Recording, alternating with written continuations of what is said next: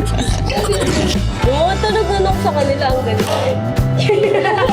Layo. Joker talaga to si Luz.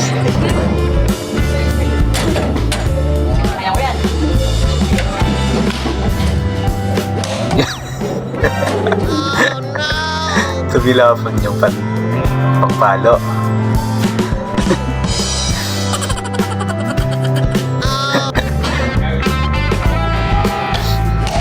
Yun.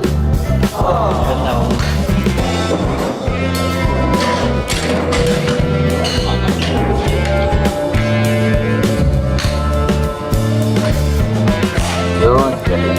Si Luisito parang hindi ka naman yata beginner eh.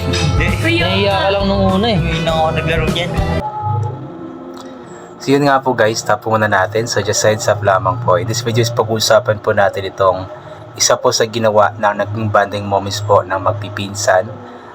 Yung pong naglaro po sila ng golf. Kung saan nga po is nakikita po natin sa pinaka first po ng intro natin is talagang maraming naging palpak si Luis, but then later on is yun, nakuha naman po niya kung paano po paluin yung yung bola sa golf.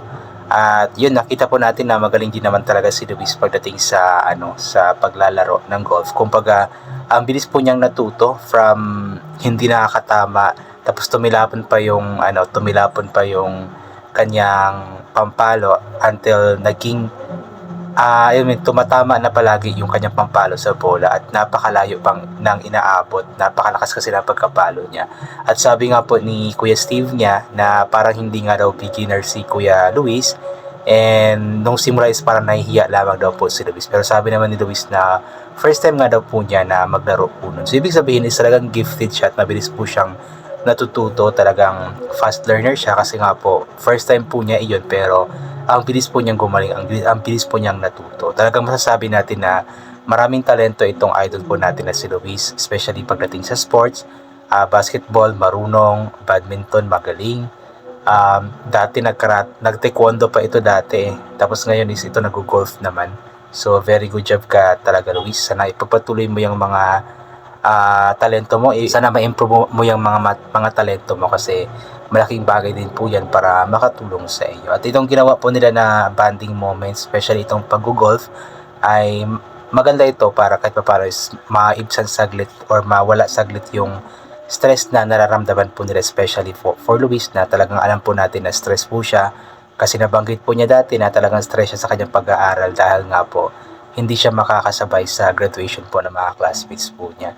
So itong ginawa po nila na bonding moments ay makakatulong po ito sa kanya para kahit pa paano sumaya, makakalimutan po saglit yung stress na iniisip po niya. So ito po yung pagpatuloy po natin ang panunood.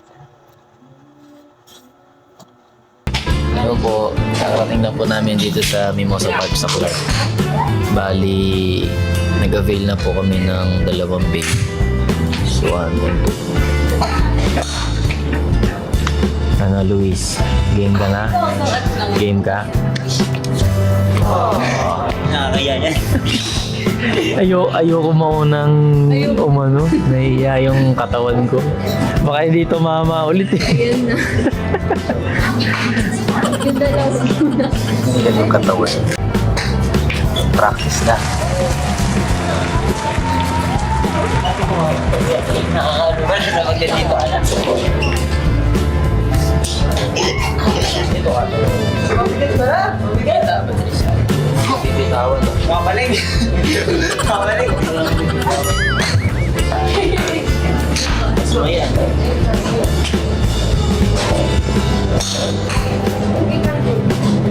Yan. Bawa. Kita din. Lang, ano yung natamaan niya? Hindi. Yung hangin. Kinakabahan na eh.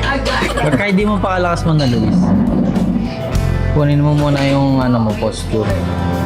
Magandang form. Palo na. Ayun, tinamaan yung hangin.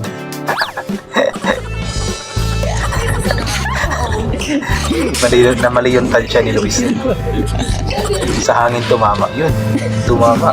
Huwag naman ganun yung form. Ito mama eh.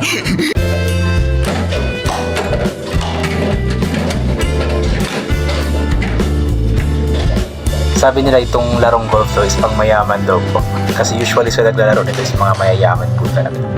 Yung layo nun. Pwede na. Sports pang mayaman. Kaya ate pa rin siya ang gusto. Ano yan? Ano yan? Ang cute. Ayun. Ayun, yun. Yun, layo nun. Nag-straight. Sayang. Naman. Yung mga tunog sa kanila ang ganito eh. Ayun. Nilagay sa bulsa. Na-record kaya yun. Pasaway ka, Luis. Oh, recording ka. Joker talaga tong si Luis eh. Ay, airdrop mo yun. Ano kuya? Ano kuya? Bumaba. Ang pwede kasi lang doon. Ay, oo. Ay, oo. Layo. Hala, yun. Kahit hindi ko nakita. Yun, gumaling na siya eh. Nasaan? Gumagaling na. Sobrang asa. Diba? Ano siya, fast learner, mabilis siyang natututo. Kailangan lamang ng tamang tansya talaga para tamaan yung bola. Kaya ko yan. Yun. Tumilapad yung ano. Buti walang natamaan na tao. Tumilapad yung pampalo. Love trip ka, Luis. Tito Jero.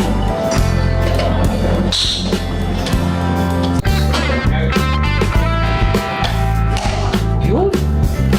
Ganda ko.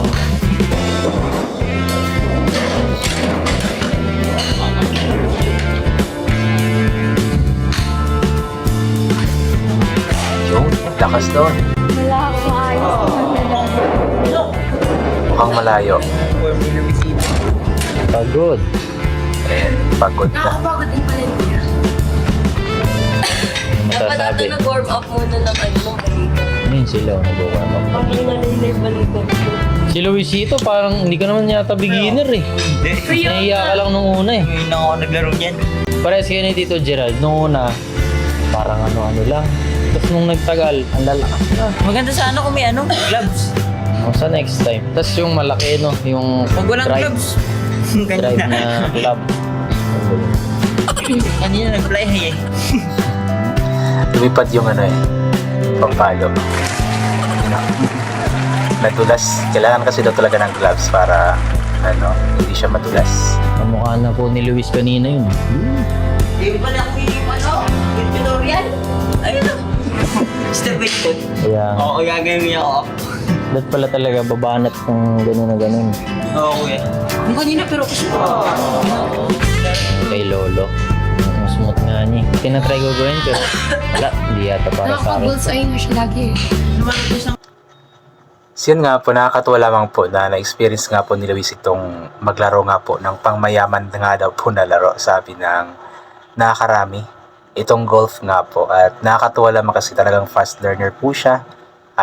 Mabilis po siyang natuto at talagang nung mga last part na po ng kanilang paglalaro is palagi na nga pong natatamaan yung bola. So very good job ka, Luis, and thank you so much sa mga pinsan mo, especially for Kuya Steve, dahil nga sa experience na ito. So God bless po sa ating lahat at bye for now po.